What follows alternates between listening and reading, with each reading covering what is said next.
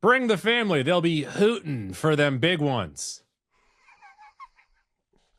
We got the Lanterns trailer. Mando done dandy. Oh, at the box office. R.I.P. Tom Kane. And Bong Joon-ho says, blame me. All of that and so much more here on News Dump. Blame it on the alcohol. Blame it on I said, let's put an end to that right there. I could have let you go one more. I said no. No, Headlines that's are done. fine. That's fine. Goo. What up? Speaking of blame and alcohol, how many things in your life would you blame on alcohol? Everything in a 15-year span. Everything from 16 to 31. Right there. There's no other way around it. Yeah. All right. And you might think, is he going to learn from it? I have, but it took a lot of time. Yeah. Juffield. Also, my brain, lots of little specks on there. Lots of little, you know how they would always say to you, like, oh, do you drink more than 6 in a week? And I'm like, oh, do you mean in a couple hours? You're saying you have cirrhosis of the brain? I'm guessing so. And like, you didn't want to lie to the doctor. Oh, you always do. I have my physical next week, so I can't wait to lie. Let us know about that tea. Can't wait to lie. Let us know about that tea. Hey, Mac, you see this? You hear about this? Hooters is rebranding as more of a family-friendly establishment. You're never going to get your wife or girlfriend to choose Hooters. The only way they're going to walk into that establishment is if it's the only thing near you. Second to that, you're not going to... like, if my dad's going to go to Hooters, he's probably going to bring me anyway. Yeah. Whether it's family-friendly or not. You're not going to get the guys without family to start bringing... Well, what you need to do is I don't understand this at all. Well, what you need to do is, say families as in, are you a divorced dad? We have someone here that can watch your kids. Oh, they got a playpen. We got a little playpen. We got a couple slides over here. We don't clean them. Don't expect them to be clean. But we do have a couple ball pits. They've made the wrong decision. If they wanted more people to come, less clothes. Other way not around. More clothes. Yeah. Or, you say in the front, it's Hooters. In the back, what would you call the back? Tutors. Damn it, you were ready. You were ready. But make Hooters a place where a dad can bring his kid on Christmas Eve. Make Hooters hoot again. Make them hoot again. News dump. See these new popcorn buckets that have surfaced over the last week or so, Mac. We have the one for Backrooms. Looks pretty cool. Did you check that one out? No. Is it just a room? We'll avoid that one then. Do you see the one for Scary Movie 6? No. Is it just a scary movie? It's a bong. Oh, I did see that. Yeah. I did see that. Okay. Well, what's the backroom one? Maybe I did see it then. I honestly forget now. I was hoping that you could fill me in. I took a hit out of that Scary Movie 6 popcorn bucket, and now I'm forgetting. But Mac, so they had it right there in front of them. Mm-hmm. On one of the Scary Movie posters, it might have been one, it might have been two. But on the movie poster, Marlon Wayans, his head is split open, and someone's eating popcorn out of his head. It'd be too hard to make, I feel like, right? Too like, because then you're like, do you make it hyper realistic? Do you make it cartoonish? You got to make that decision. There'd be a lot of colors going into it instead of just one color. Okay, so Mac is out on Marlon Wayans' head. Yeah. But you're in on the bong where the little slide piece there, you can put the butter. I'm curious if someone's going to engineer actual bong out of this bong. I wouldn't do that out of the cheap plastic. That's a recommendation on my part. Here's a question for the weed smokers out there. I unfortunately get drug tested for marijuana these days. Is there a way to, coffee? There's cold brew. Can you cold brew marijuana? Can you cold steep marijuana? Is that a thing? Hit us in the comments and let us know. So there's someone's out there would know whether it is or isn't. News dump. Over at the box office this past weekend, yes, The Mandalorian and Grogu did make some money, $80.2 million over the long weekend, Memorial Day weekend. I believe it's 126, 130, something like that worldwide? 98, I thought I saw, but maybe that's just domestic. That might have just been Friday to Sunday. No, that 4-day weekend is 98. The 3-day weekend is 81. Okay. They severely fell short. Well, no, if you look at box office forecast, they had them at right around 100 million as their forecast for that 4-day. Yeah, that's pretty short of Star Wars expectations. All they have to do is make 500 million worldwide and they break even, Mac. I mean, we'll talk about Mando a little bit more in a second, but also at the end of the week. This is not great. Not great for great. Star Wars. You know, it's very great. In its second week is Obsession, and it only made $24 million, but it's up 39%. Yeah, word of mouth, the opposite baby. Way. Yep. Everything else is going down. This is going up. Cheap budget, word of mouth. 26-year-old director. This is doing gangbusters. It makes me think, like, what am I going to be able to do when I'm 26? It's already at 60 million domestically after 2 weekends. I think this is going to hit 100 million, and that's great news for me because I have it in the movie draft. Did you really? Yeah. Wow. Yeah, I got this one. I need it because I'm trailing. Which is crazy because if this was one of those like net worth movie things, you'd be up a lot. Yeah, true that. Yeah, true that. This is the movie I am most excited to see so far this year, based strictly on word of mouth. So, unfortunately, I had to go see Mandalorian and Grogu for you guys.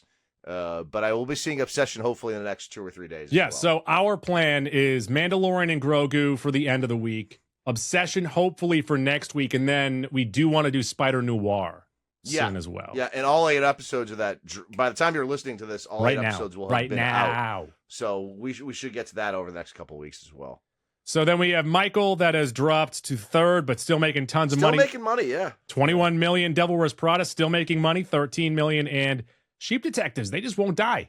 Yeah, unlike their fucking shepherd, who got out of there as quick as he could. I watched a not up to snuff version of this movie, as you may well know. I don't think I get it. I don't think I get the hype. Can I explain it to you? Yeah. The sheep, they're detectives. I don't think I get the hype around the movie. Oh, they said you don't get the premise of the movie. No, that I understand. Yeah. Does it remind you of Babe, Pig in the City? It reminds me of a Netflix movie. So like not the sequel to Babe. No. It's like the animals talk in that movie too. I think, is it because they have accents? So people are like, oh, this is kind of like Paddington. Well, you say that. That's why we enjoyed Korg. So don't say like, oh, yo, what do they have accents? No, you put a little funny accent on someone, it's gonna be funny. Think of Babu Frick. Yeah. Is Babu Frick funny in The Mandalorian? There's 4 of them. Are any of them funny? The funniest part of the movie. Hell yeah. We're back in, baby. Yeah. News dump. All right, Matt, get back into The Mandalorian. So, once again, you mentioned, that's very, very quick. I did see this. Roughly needs to make 500 million to then see a profit. I don't think it's going to do that. It's probably going to make like 250 is my guess. And you have some good stats here, Goose, from ESPN Stats and Info. Opening day weekend for movies over Memorial Day. Stitch last year made 182 million. This is nowhere close. Mission Impossible 8 made 80 million. Furiosa a couple years ago and Garfield did not do well. Garfiosa. Call it by its proper name. My bad. The Little Mermaid made 120 in 2023, more than this. Top Gun Maverick 160 in 2022. So this is fitting in with Furiosa and Garfield. But to be fair, Furiosa was one of the more underrated movies of the last few years, so I don't want to throw that one. Revenge, ever hear of it? But for a Star Wars movie, this is trending to do basically what Solo did. In fact, it's behind Solo's opening weekend pace, so that's not great. No, and I'm just curious, what are their plans? I think after you're watching this movie, you're going to have the same question. Oh, good. I'm excited about seeing it then. Yeah. Well, best of luck. That's what I'll say. You've already seen it. You can't wish them luck. No, I can't. Because you can't do anything more for this. Yeah. The first hour of the movie, you're like, oh, that was pretty good. And then the next hour and a half, you're like, they kind of. So you're saying the first episode of the movie is pretty good? Yeah. The first of 3 episodes featured in the movie is the best of the 3. Is it heavy on dads? There's some dad themes. Yep. Yeah, that's what I read. Is that the hot fella really drives home the dad stuff? Yes, says it 135 times. Okay, good. So maybe that's what it is. Kind of like you didn't understand the Sheep Detectives because you're stupid. Yeah. You're not a dad. You don't get it. You're right. What you should have done is you should have looked you're a at. dad and a sheep. I'm a dad and a sheep. I will follow whatever you tell me. Whatever is popular, I'm gonna go to it. When I left the theater, and we are gonna review this. You turned to the person next to you and said, "I didn't get it." I felt like this was a perfect encapsulation of the show. Yeah, because it's not remotely close to the coolest thing Star Wars has ever done. But the best parts of the movie, good, borderline great. The worst parts are just like not terrible, but you're like, what are we doing? Why are we doing Does anybody shrimp? There's some kind of large scrimp type fellas. Oh, yeah, some shrimping. Okay. Yeah. Goo, just to tease for the people. On Roddy T's right now, it's got 63% from the critics, 88% from the audience. So, in general, people are liking it, just not loving it, I'd say. More importantly, Goo, it has a 53 on Metacritic, and this being the 12th Star Wars live-action release on the big screen, this is tied for second to last on Metacritic score. Only thing lower is The Phantom Menace. It's tied with The Rise of Skywalker. Not great. It's behind Attack of the Clones, which has a 54. Return of the Jedi has a 58. Everything else keeps going up and up and up. But basically, the critics are telling you this is in the conversation for the worst Star Wars live-action movie. Now, I know you're not going to feel that way. I don't even feel that way. But this is, to me, like definitively in that tier above those. So, not good, not terrible, hard to really like this movie, hard to hate this movie. News in. Speaking of Star Wars, Hayden Christensen, while out golfing, said he avoided the bunkers for the most part. Yeah, I'm not a fan of sand. It does get everywhere. I've quoted this line on the course, I don't know, 100 times, and people have only picked up on the reference like 25% of the time. It's pretty disappointing. Yeah, but you usually keep on going. Like, you don't stop at the end of the quote. You're like, it gets in my ass, up my crack. I can't even wash it out. It just gets stuck there. I love that Hayden Christensen is quoting this, though. This is not... He gets it. Is the face of Star Wars now. What don't you get about this? Yeah, true. Good point. News down. Got a trailer for Vought Rising. The day of, I know it was the day that we recorded The Boys. So that was a day or two after the finale, correct? Yeah. And it looks fine. It looks good. Yeah. It looks good. I'm just annoyed that Kripke moved on so quickly. Well, did he? We'll talk about that in a second. Okay. Yeah, once again, it shows. Now, we did get little breadcrumbs of this in The Boys, of how, not Homelander, but Soldier Boy, how he wanted to be big. He wanted to be famous, but he wasn't necessarily up to snuff, and he had to work his way there or get pushed there. So that seems like the trailer does show that off. Yeah, and again, now we won't have to deal with, modern ideologies and politics being in line with what's going on in the show, so you won't have as many people complaining. I bet everyone will still complain. Yes, for sure. Unless everyone smokes. If everyone smokes cigarettes, I think as a crowd, we're all back in. I was thinking everyone, I thought you were talking Scary Movie again. Oh, you mean smokes bongs? Smokes the marijuana cigarettes. I don't think that was around in the 50s. That's when reefer madness was hot. That's a good point. Drugs weren't invented until the 70s. News up. Mac, Eric Kripke did say something. What did he say? Eric Kripke said, I am excited to stretch my muscles on a couple other universes, but I'm also going to remain to oversee stuff that's coming out through this Vought cinematic universe. Quality control, being an advisor. My whole thing is I don't want to be the day-to-day showrunner because I made my passion project. I made The Boys.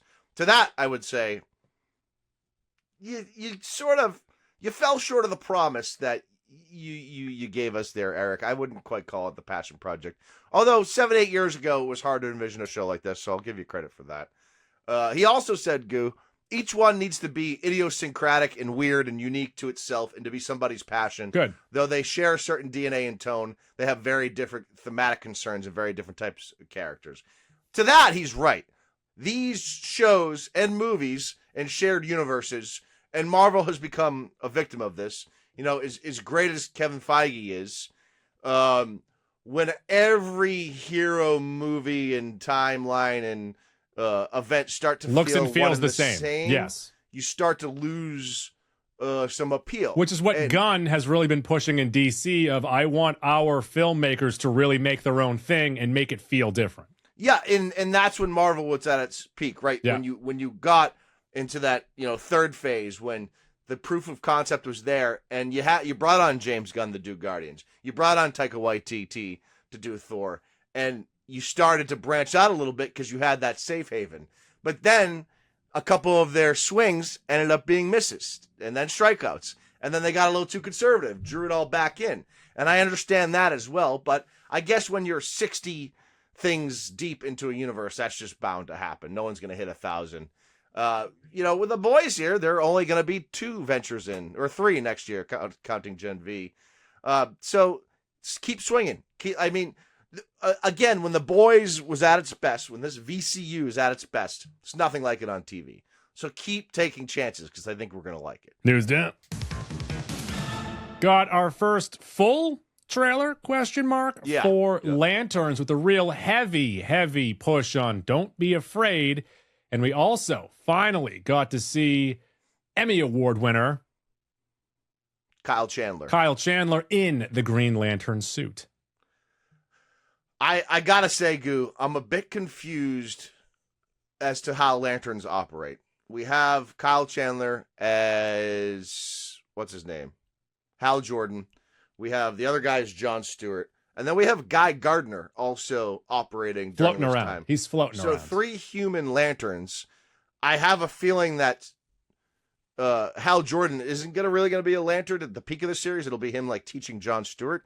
I just don't know how lanterns work. I don't know who can be lanterns. I'm also curious, become lanterns. Is there territories? Does he push him too far and then he becomes more of a bad guy? Because he seems like he's really pushing him to like, hey, you got to do this, do this, do this. And then Juan Pierre sits back and he's like, I don't know. I'm here. This is what I've been wanting to do my whole life. I'm just confused by the dynamic in politics among lanterns. However, this trailer is good and makes me very intrigued by the show. News down. Max, Sebastian Stan, of course, we know that he is Harvey Dent, Two-Face in the Batman 2, but he also said that he'll be playing many roles in the movie, saying he's working with the hair and makeup teams who have devised how Two-Face's disfiguration will look. So he's playing multiple characters, right? He's playing 2. He's playing Harvey Dent. He's playing Two-Face. Clumps? Hercules. Batman. It's weird.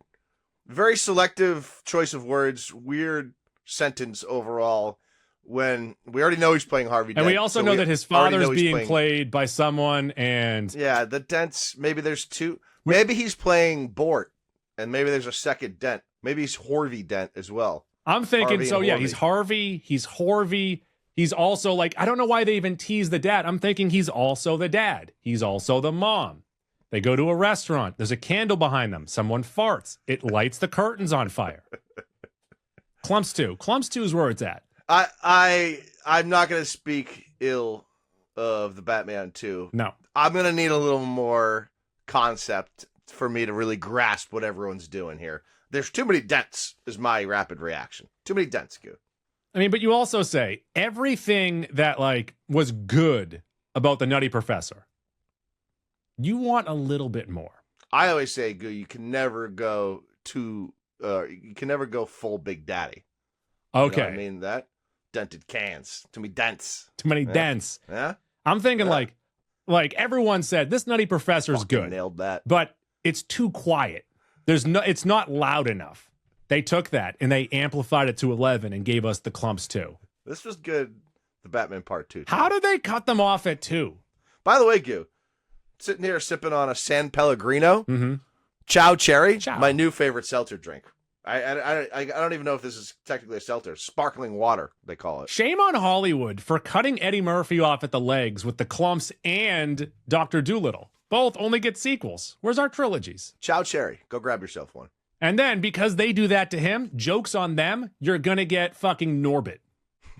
You're going to get Rasputin. I believe her name is. Rasputin. But he ain't mad. Hey. That movie is so good. Remember when she goes down the water slide and then smashes through the fence? I sure do. That has Terry Crews in it, correct? You know what? I have no idea, but I would bet like $20 that he's in it. Terry Crews I don't is actually know. American treasure. Yes, he is. You know what I have to watch again? Bowfinger. You're going to say Brooklyn Nine-Nine. I can watch Brooklyn Nine-Nine again, too. Okay. But I remember early on in this show's, in this podcast run, and we're like, Bowfinger was fine. And then someone, I believe it was Wesley Burho, said, watch it now as an adult. You'll like it. Like, we'll like it more? Yeah. We'll like it more. I remember liking Bowfinger. But I'll tell you right now, we're going to like it more, though. Eddie Murphy with braces. So I'm going to love Bowfinger? You're going to be a huge Bowfinger guy. This might be a Bowfinger podcast after. News dope. Spider-Noir is, at the time of this release, available. The last thing that we saw from it was a trailer that really pushes us to saying this is going to be very, very Nicolas Cage. I enjoyed when the femme fatale walked into the room and she says to him, by the way, this is a 1950s black noir type I think it's like 1930s. Whatever. I don't know time. All right. It's a detective show. And she walks in and she says, oh, you're the detective, right? You're the detective, right? And he goes, rare. It's exactly what I want from this show. Yeah. I mean, setting this in the time frame that it is allows Nicolas Cage to go full Cage, get real campy with it. As the early reviews on it go, 91% on Roddy T's from the critics, a 71 on Metacritic. So it's getting really. You got Winnie the Bish in there too. Yeah, and he's kind of poking and prodding at that old Spider-Man. I have a feeling you're gonna like this more than I, Probably. But I hope I love it. I also liked. This is a good trailer. I do like when Winnie the Bish says to him, "Don't be a dick," and he's like, "No, that's my job." Get it? Because it's a private dick. Yeah, right. When did they switch from a detective being a dick to now being, I don't know, whatever they are? That's a good. You're in law enforcement. Why can't you answer this question? I'm not. God, don't you I'm dare pretty sure ever that a firefighter is half a police officer. No, don't you dare ever call me. That's the most offensive thing you've ever said. You're allowed to go into her and say, hey, put one hand behind your back. and wait right there. I'm going to go call a cop. I guess I can do that too. Oh, actually, we were at Legoland over the weekend, and one of the rides there was you had to get into a big fire truck and pump it to then get to a house, go to a hydrant, pump it more to get water out, put out a fire, get back into the truck, pump it to then get back to the end. And get this, my family finished first. Wow, love that for you. So am I a firefighter now? Was water actually flowing? Yeah. And was there actual flames? No, they did not actually light Legoland on fire. Legos probably don't burn that well. No, they stink. It's plastic. Yeah. Carcinogens. Once again, Spider-Noir in. Someone down below, answer me when they stop calling them dicks. Also, after Dick Tracy? I also like the name Gumshoes. Why can't there be Gumshoes again? Sometimes some crimes go slipping through the cracks. News dump. Chip and Dale, they were Gumshoes. Where are we? Now, Nicolas Cage. Speaking of Nicolas Cage, he said, and I'm not sure if this is completely true, but I'm going to take him for his word. He turned down playing Green Goblin in Sam Raimi's Spider-Man, saying, for me, that was the right choice at the time. This is via People. Now, if there's one person that's capable of being more cartoonish than Nicolas Cage, who can outdo Willem Dafoe? It might be Willem Dafoe. Say, who can outdo Nicolas Cage? Who can outdo Willem Dafoe? Yeah. They can do it. They can both do it. I don't. Christopher This is Walken, the first we've both heard of of them. this, and I feel like Raimi loves talking about these movies. So I think we would have heard about this at one point. I wouldn't be surprised if he read for it a couple times, and maybe he finished second place to Willem Dafoe. But I don't know how you could see Willem Dafoe give his best in this role and pick anyone over him. Well, you know how we always talk about how in Elf, we can't see anyone else doing what Will Ferrell did. Mm-hmm. Granted, in the time since that episode, I think Jason Segel at a certain point in his life could have done something kind of similar. Yeah, he could have done like 75%. But that's also not what we're talking about right now, so shut the fuck up. Yeah. If you're telling me that we could have seen, like at that time, at that age, Willem Dafoe, Nicolas Cage, Christopher Walken, all three of those guys could have given you something pretty similar. And you want to know why? You know who all of their idol is? Who? Bugs Bunny. Anyone who comes from the Acme School of Education could have played Green Goblin right there. Yeah. News dump. Backrooms, the horror movie coming out that I do not know what the popcorn bucket is, but there is a popcorn bucket out. Give it a Google. It is eyeing a $40 to $50 million domestic opening weekend. And Matt, get this. Are you sitting down? I am seated. Don't stand up. Stay seated. Sure. At 20 years old, Kane Parsons is set to become the youngest filmmaker ever to top the box office. I mean, good for him. I don't think he's going to get there. I don't think he's going to do it. It comes out this weekend. So it's weekend 2 of Mandalorian and Grogu. Obsession is still going up. This might finish third, Goo. I don't think it's going to take the box office home. If it comes out, no, because I think the word of mouth of Obsession is actually going to help this too. I don't know. There's something about this that's just not like Obsession is very intriguing. All of the media I've seen around this, I'm like, I don't get it. I don't now call me call me a moron. Hey, Unk. There's something not appealing about this. Classic Unk. For Unk me, behavior. I look at this and I say, I wonder what I'll be able to do when I'm 20. How good will I be at that age? Yeah. All you got to do is shoot for your next 20. So how good are you going to be at 40? It's probably the same as this. We've been doing this podcast for a while, and it's all been downhill for a couple of years. So, news dump. I was thinking earlier, I'm like, should I start doing clips again? And then my immediate response in my head, no. Don't waste your time. Listen to the show. Watch on YouTube if you really fucking want to. Mm-hmm. We give you more than enough. There you go. And if you want clips, do them yourself. Go to YouTube. Clip it. Yeah. Is there a clip option on YouTube? I'm sure there is. I give you permission. Clip this shit up. There you go. News dump. Netflix, baby! The Brad Pitt, Cliff Booth movie is getting a 2-week IMAX window late in November before it eventually comes to Netflix on December 23rd. This is huge news. This is taking the window that Narnia was supposed to have.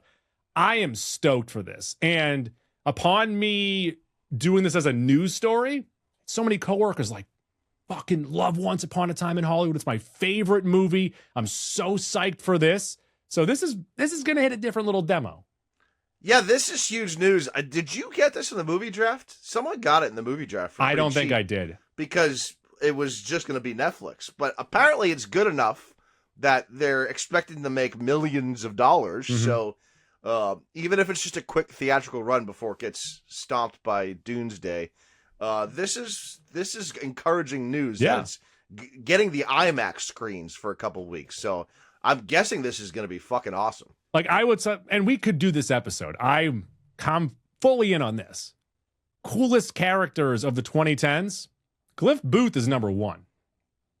Yeah, rapid reaction. I don't want to say anything because I don't want to say something. Like who would I like to share a cigarette with right yeah, right all right. now? If you put it that way, yeah, he's there. And that's all I think of for cool. Yeah, but then jackets and cigarettes. What year was Inglourious Bastards? 09 or 2010? 09. Well, who do you think's cool? He might get it in 09. He might get 2000s as well. Oh, Aldo Rain. Yeah, you're right. Shit. Although, would you take, who else is cool from the 2010s? What other movies came out that, I don't know any other movies that came out that decade. Oh, no. I didn't watch any movies of that decade. I want to say Helmut Zemo might be the coolest. Someone from Thor: The Dark World. I was going to say of all of the Marvel characters to pick. He wasn't cool in that movie. He was cool in 2 Captain America boys. Yeah, I don't know if he went to a club. That's pretty good. Yeah, it's not bad. Good. Comment down below coolest characters of the 2010s, and then we'll just do an episode reading your answers. News dump. Mac, I have news. I have terrible news. Netflix has come out and said that Emily in Paris is done after season 6. They are currently shooting in Greece. Oh, the horror. You don't find it weird that the show Emily in Paris is shooting in Greece? Well, I mean, Jeffrey of Newton sometimes leaves Newton, so I And you've always said that Newton is the Paris of Massachusetts. Well, I was Jeffrey of Watertown, and now I'm in season 37, and now I'm in Newton, so I understand that part of it. No, Emily is chained to Paris. She cannot leave Paris. When the She's show is chained to over, the she tower. can leave Paris. She can go back to Chicago. Okay. Is that where she's from? I'm pretty sure. I've seen roughly one episode. You put this on here as if it was a show you watched. No, I am putting it on here for our female audience. Okay. None of which watch this show. I believe they all do. Comment down below, Emily in Paris. Comment on social media, Emily in Paris. Tell us what Lily Collins? Phil Collins' daughter. Is it? Mm-hmm. Fucking Nepo baby. Fucking Nepo baby. All of them. Isn't it crazy how, like, whenever you do this now, I say an actor and actress, and then you immediately, oh, that's actually so-and-so. I hate it. I mean, it's just the nature of the beast. I know it is. Goo, you and I would be world famous actors if we knew that our parents could support us if we failed. We Absolutely. never got the opportunity to. And also, if I grew up on a movie set and I walk in there already knowing, even if I couldn't act, I at least know what the business is. Yeah. Oh, my God. Let's do top Nepo babies next week. I was destined to be like Boston guy number 3 in every Boston movie. Slane stole my life. Yeah, my dad was podcasting in the 70s. Here I am. He had a little tin can. He would talk into it for hours. He would then hand out the mixtape on the street. They did that, right? Do people still do that? Give out their free music in like Times Square? You know what the worst thing is? Is when people play their music loudly out their windows. Like they go down Newbury Street and they're trying to show off either their album or their friends, and they just open up the windows and they're like, listen to this great music, and it's always trash. Do you remember we were in Montreal Mm-hmm. senior year on our senior trip, and I didn't get in. Me, Sabu, and Mort didn't get into one of the bars because we were like the only 17-year-olds there. You babies. And outside of that bar, which I think he was there while we were trying to get in, was a rapper named Messiah who gave us his demo track. And that's been an inside joke between Sabu and I now for the last 19 years. So You know what would have been crazy is if it was a little actor at the time who gave you a mixtape by the name of was it Aubrey Graham? Yeah, There we that's his go. name. And you're like, oh, dude, you're on Degrassi. You'll never turn into shit. Turns out to be Drake. Yeah, that would have been sick. Yeah. He used to rap on the show all the time, and it's kind of a joke. Did Now, he rap on look the at- show? Yeah. He was in a band. I've never seen an episode. He was in a band with Spinner, Craig, and Marco. Okay. He played bass, though. Why do you know so much about Degrassi? I've seen so much Degrassi in my life. Brendan? Brendan, Elena, both of them, so much Degrassi. We had Noggin on 24/7 until it turned into the N. And then they just played Degrassi. Hmm. In between episodes, they'd play little 60-second clippets of music videos. Why? I don't know, keep the engagement going. Okay. They'd play Sure. some Modest Mouse. They'd play some Franz Ferdinand. They'd play some like both Bravery. It like all of was those. an honest They were just playing the mistake. MVP soundtrack? They were like, look, Goo, we know you don't want to see Degrassi. MVP soundtrack? Don't look at me that They were way. playing Louis the 14th. They were playing all the hits. News dump. Oh, no. R.I.P. voice actor Tom Kane. And I'll admit right now, I was not aware of his work until the passing, but he voiced several animated characters in both the cartoons and video games in Star Wars. So he did Yoda, Boba Fett, Qui-Gon Jinn, and Admiral Akbar. Yeah, those are some heavy hitters right there. So anytime that you were watching Clone Wars, that was him right there. Pretty good. Then we Pretty look good. at Professor Utonium in the Powerpuff Girls, Good one. which Good one. when you hear that voice, you say, oh, yes, really matches up. And then Mr. Harriman from Foster's Home for Imaginary Friends. I know the name of the show. I don't know if I've ever seen it. Well, let me throw this one at you. Ready for this? Sure. Darwin, Wild Thornberries. Darwin. It was the monkey. Oh. Only Eliza could hear him. Yes. She had the ability to Dr. Doolittle. Yeah. See, that voice I hear very clearly right now. But then she couldn't understand fucking Flea, who was the voice of... Donnie. Who was it? Donnie. Thank you, Donnie. Mm-hmm. But then we all understood Nigel Thornberry. Of course. Nigel Thornberry, who was, of course, the Tim Curry. You could cosplay as Nigel Thornberry. Are you calling me a large schnozzed fucking Englishman? Come on now. I'm saying you're a wide stash who very nearly had a Nigel haircut last week. I know, but I'd have to have it be red, though. You'd have to have a little more spikiness to it. I'd also have to add quite the beak, hopefully, because that's the cosplay part. he was... And you're going to paint that ginger. Yeah, he had a very large nose. He was into nature, but he was a little... he was the host of a nature show, Wild Thornberries. Right. And he brought his family, but Eliza was more in tune with the animals. She could speak to them. Who was the Eliza wife? Thornberry's voice actress? I don't know. Her sister was Debbie. Who was the mom? Famous person. What? Was it a famous person who did the sister's voice? No, that did Eliza. You're thinking of As Told by Ginger. The theme song was done by Macy Gray. You don't talk to me about Macy Gray. That one's not my go-to karaoke song. I try as, but that's a good one. That's a The grass is much greener on the other side. That was me. It wasn't Macy Gray. Oh, guys. okay, yeah. It's Lacey Chabert. That's Lacey Chabert? What she left Family Guy, I think, to do this. Who is the sister on the show voiced by? Good question. Danielle Harris. No way. Okay. It's Debbie. Okay. Now, oh, shit. Who is That's pretty good. Who's the mom? Don't tell me her name. Beverly. You're never going to get it. Beverly. Jody. Oh, the name of the mom? Mary Ann. Same thing. Who's the voice? Jody Carlisle. All right. So but either way. Wow. That is quite the Kathy the Jimmy's in there. Whoa. Doing something. That's not bad. She's going to be in Hocus Pocus 3. Great. We're whites from New England. We appreciate Hocus Pocus 3, okay? I hate it. I do too. I think I hated the second one. I don't like the first one. I don't really like the first one either. You saw the second one? Of course I did. Ugh. It was during the pandemic. I watched everything. And since the pandemic, I've watched nothing. Also, if you go to Salem to try to find that house, it's like a 2-mile walk from downtown. It's like so not worth going. Are you able to take their broomsticks? Great question. Are you able to make a not their stew? house, the house with the White House with the top part. What is your favorite ingredient in a witch's potion? Snake's venom. Mine is frog breath. Okay. News dump. It's good stuff. Oh, Tom Kane. R.I.P. Sorry about that.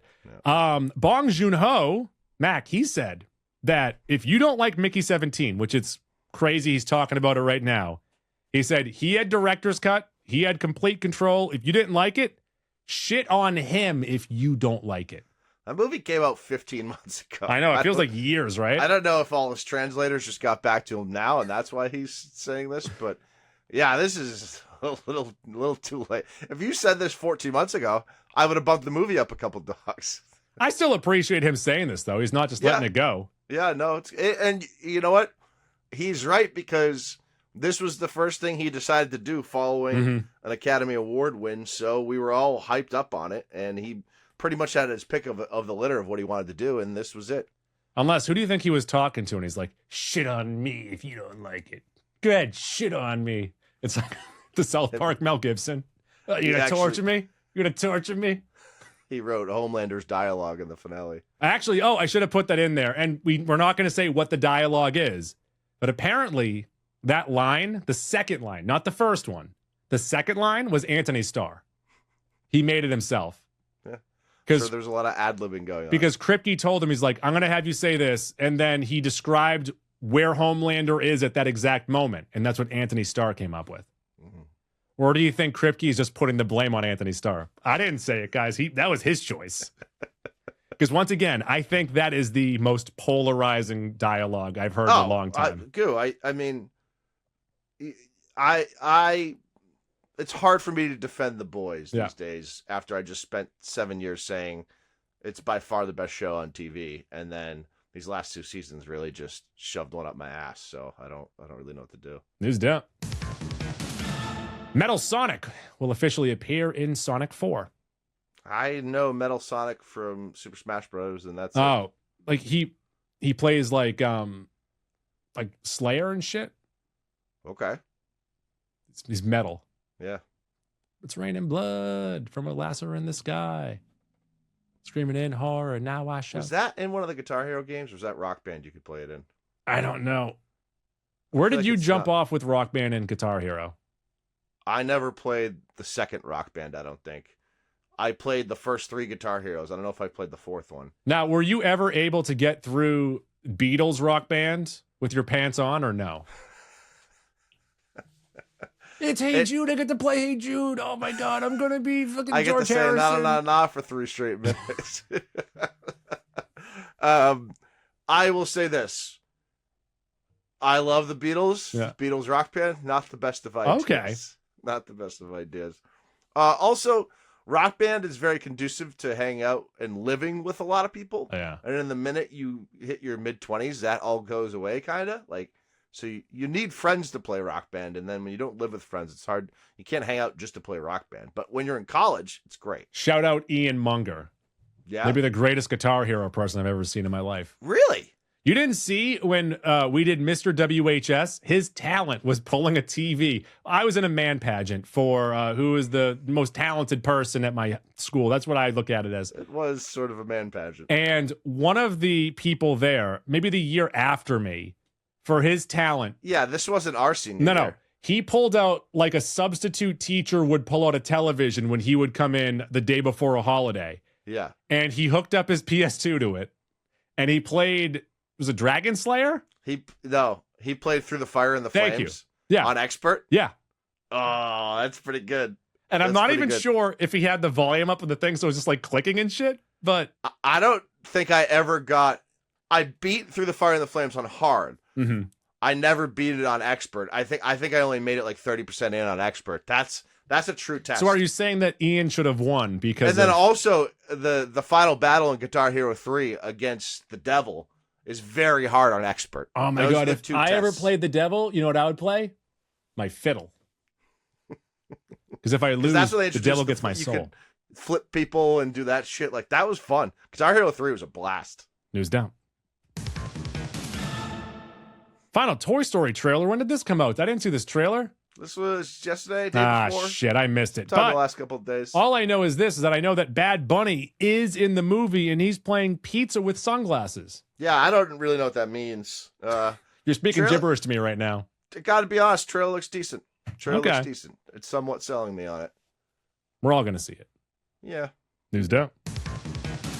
An all-female Expendables spinoff is in the works titled Expendables. And I wasn't gonna see it, but if you're gonna fucking work on wordplay like that, I'm gonna see it. I was gonna say we should have had this with the Emily in Paris news for the 2 female listeners. Oh, we should have like stacked it up. Yeah. Like this is, hey, it's a lady. It's the ladies' man. Sitting here with my Cavassier. Ladies' Man is a great movie. It's a great sketch. It's a movie. It's definitely a movie. And then at the end of it, Will Ferrell wants to wrestle him. Will Ferrell is great in that movie. Yes, he is. Will Ferrell, before becoming a movie star, just did a bunch of these like smaller roles, and all of them. Superstar, Austin Powers, and Ladies' Man, Night at the Roxbury are just dynamite. Oh, you know what? The last time the New York Knicks were in the NBA Finals, the #1 movie at the box office, Spy Who Shagged Me. 99? Yeah. I also saw a great video. Who did they play? They lost to the Spurs. Yes, that's right. That's right. I remember that was the shortened season, right? The 50-game season. I'm so disgusted with myself that we didn't do this for Shime's bachelor party. There's an Austin Powers lookalike that you can hire and go to parties. That would have been the best. He would have been so surprised. It's an impersonator. How much does that run you? Who cares? 2 hours of Austin Powers. Who cares? It's a write-off. It's like when my great-grandmother didn't know a wall from a floor and me from a dog. We got her an Austin Powers impersonator? A Frank Sinatra impersonator for her like 80th or some old birthday. And she fucking loved it. She ate it right up. So maybe Shime would have eaten it up. I don't even know if he likes Austin Powers. Who cares? Oh, behave. Yeah. Shive, if you ever listen to this episode, let us know. Let us know, would you have wanted an Austin Powers impersonator? Because we should have done it. He's too busy living the life in Hawaii on his honeymoon right now. Do you think he comes back? I don't know. Not if there's an Austin Powers impersonator waiting for him. What if there's one there? Do I make you Randy? Oh, it's not mine. That's when they pull out the penis pump. And then he has his endorsement book for the Swedish penis pump. What if he just sings Daddy Doesn't Care the whole time? That's the third one. Mac's all about fucking gold member for some reason. Daddy doesn't care. News dump. Check us out at the end of the week for our Mandalorian episode. Mac is chomping at the bit to talk about it. He's got Grogu on the brain. He's got Mando in his heart. I'll say this. I mean, it's not going to matter as much for you because you never watched Clone Wars or Rebels. There's enough here to get annoyed about and to discuss because it's a classic fucking Filoni thing. Hey, look at these characters I created 20 years ago. Let me toss them in here and try to get you to care about them for 2 hours. It's a Dave Filoni masterpiece. Can we just making us try to care? Make you a shirt that you wear to all of the Star Wars movies that say Filoni, full of baloney. Make it for me, I'll wear it. I'll make it for you, and then we'll see how the people fucking respond to it because good. They're going to eat you alive. I'll fucking take my lightsaber to them. While you're sitting there eating an actual bologna sandwich because you're also full of bologna. I like a bologna sandwich. Nay, I love a bologna sandwich. What are you putting on that sumbitch? Just a tidbit of mayo. I like it. I like American cheese on it. Oh, yeah. Yeah. American cheese and a little bit of mayo on a soft bun. Soft bun? Mm-hmm. White bread. Like Wonder Bread? Yeah, why not? Yeah, I could fucks with that. All right. Comment down below. Bologna sandwich. News dump. When do you want to record Mando?